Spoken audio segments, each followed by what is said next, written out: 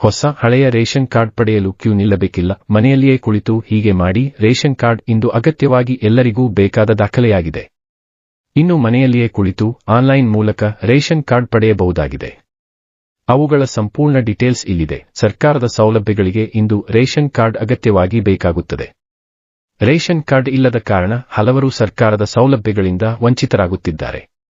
ಹಾಗಿದ್ದರೆ ಹೊಸ ರೇಷನ್ ಕಾರ್ಡ್ಗೆ ಮನೆಯಲ್ಲಿಯೇ ಕುಳಿತು ಅರ್ಜಿ ಹಾಕುವುದು ಹೇಗೆ ಮತ್ತು ಇದಾಗಲೇ ಅರ್ಜಿ ಸಲ್ಲಿಸಿದ್ದರೆ ಆನ್ಲೈನ್ ಮೂಲಕವೇ ಡೌನ್ಲೋಡ್ ಮಾಡಿಕೊಳ್ಳುವುದು ಹೇಗೆ ಎಂಬ ಬಗ್ಗೆ ಇಲ್ಲಿ ವಿವರಿಸಲಾಗಿದೆ. ಹೊಸದಾಗಿ ಅರ್ಜಿ ಸಲ್ಲಿಸಲು ಈ ಕ್ರಮ ಕೈಗೊಳ್ಳಿ.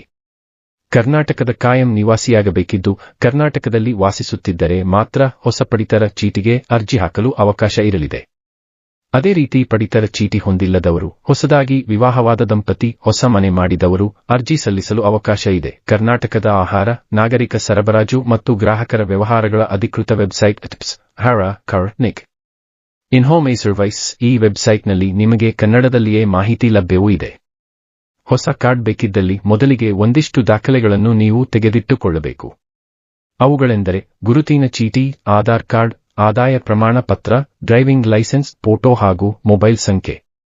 ಈ ವೆಬ್ಸೈಟ್ ಮೇಲೆ ಕ್ಲಿಕ್ ಮಾಡಿದಾಗ ಹೊಸ ಪಡಿತರ ಚೀಟಿಯ ವಿತರಣೆ ಸಮಯದಲ್ಲಿ ಅದರ ಬಗ್ಗೆ ಮಾಹಿತಿ ನೀಡಲಾಗುತ್ತದೆ. ಮೇಲೆ ತಿಳಿಸಿದ ದಾಖಲೆಗಳನ್ನು ಅಪ್ಲೋಡ್ ಮಾಡುವ ಮೂಲಕ ಹೊಸ ಪಡಿತರ ಚೀಟಿಯನ್ನು ಪಡೆಯಬಹುದು. ಒಂದು ವೇಳೆ ಇದಾಗಲೇ ಪಡಿತರ ಚೀಟಿಗೆ ಅರ್ಜಿ ಸಲ್ಲಿಸಿದ್ದರೆ ಅದು ಬಂದಿದೆಯೋ ಇಲ್ಲವೋ ಎಂಬ ಸ್ಟೇಟಸ್ ಅನ್ನು ಕೂಡ ಇದರಲ್ಲಿಯೇ ನೋಡಬಹುದು. ಆರಂಭದಲ್ಲಿ ಎಡಭಾಗದಲ್ಲಿ ಮೇಲುಗಡೆ ಇರುವ 3 ಲೈನ್ ಮೇಲೆ ಕ್ಲಿಕ್ ಮಾಡಬೇಕು. ಅದರಲ್ಲಿರುವ ಸೇವೆ ಎನ್ನುವ ಆಯ್ಕೆ ಮೇಲೆ ಕ್ಲಿಕ್ ಮಾಡಿ. ನಂತರ ಸ್ಟೇಟಸ್ ಅಂದರೆ ಸ್ಥಿತಿ ಎನ್ನುವ ಆಯ್ಕೆ ಮೇಲೆ ಕ್ಲಿಕ್ ಮಾಡಿ. ಆ ಬಳಿಕ ವಾಸ್ತವ ಅಥವಾ ಅಸ್ತಿತ್ವದಲ್ಲಿರುವ ವಿನಂತಿ ಸ್ಥಿತಿ ಎಂಬ ಆಪ್ಷನ್ ಮೇಲೆ ಕ್ಲಿಕ್ ಮಾಡಿ ಪುರಸಭೆಯನ್ನು ಆಯ್ಕೆ ಮಾಡಬೇಕು. ಇದಾದ ಬಳಿ ನಿಮ್ಮ ಜಿಲ್ಲೆ, ತಾಲೂಕು, ಗ್ರಾಮ ಆಯ್ಕೆ ಮಾಡಿ ನಿಮ್ಮ ಸಂಖ್ಯೆಯನ್ನು ನಮೂದಿಸಿದರೆ ಸಾಕು.